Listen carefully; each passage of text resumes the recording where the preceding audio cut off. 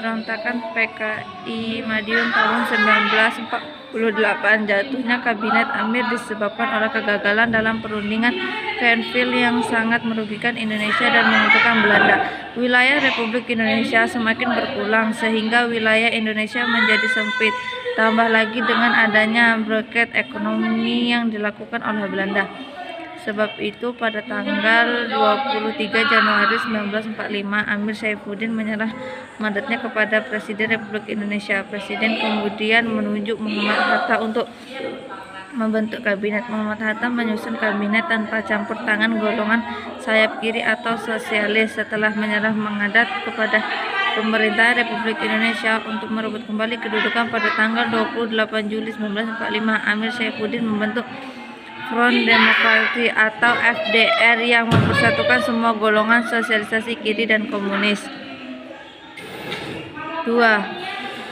Gerakan DITII sebuah pemberontakan. Pandangan perjanjian Reville pada tanggal 17 Januari 1945 sebagai salah satu upaya untuk mengakhiri pertikaian Indonesia-Belanda ternyata telah menimbulkan dampak baru terhadap hasil perjuangan bangsa Indonesia dalam mempertahankan proklamasi kemerdekaan yang dikumandangkan oleh Soekarno-Hatta. Pemandangan perjanjian tersebut tidak sengaja mempunyai akibat di bidang politik, melainkan juga berpengaruh di bidang militer negara Republik Indonesia.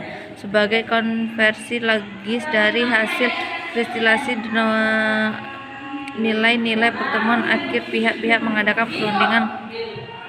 Kondisi ini dijelaskan oleh Dersajhat 1982 bahwa di dalam bidang politik pemerintahan Republik Indonesia dapat kita lihat dengan jelas.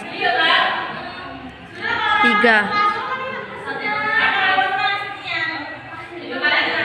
Gerakan Angkatan Perang Ratu Adil APRA atau kudeta 23 Januari.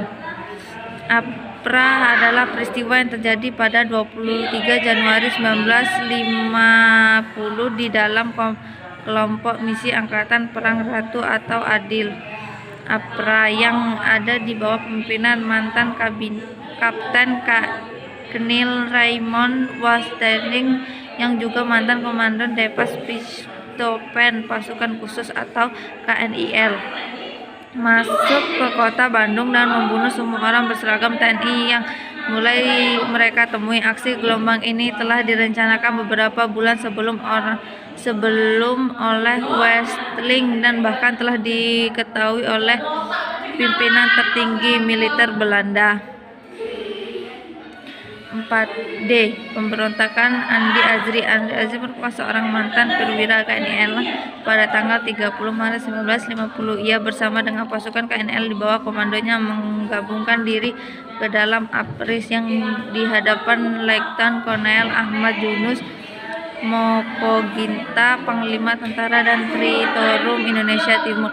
Pemberontakan di bawah pimpinan Andi Aziz ini terjadi di Makassar. Diawali dengan adanya kekacauan di Sulawesi Selatan pada bulan April 1990. Kekacauan tersebut terjadi karena adanya demonstrasi dari kelompok masyarakat yang anti-federal. Mereka mendesak TNI segera menggabungkan diri dengan Republik Indonesia.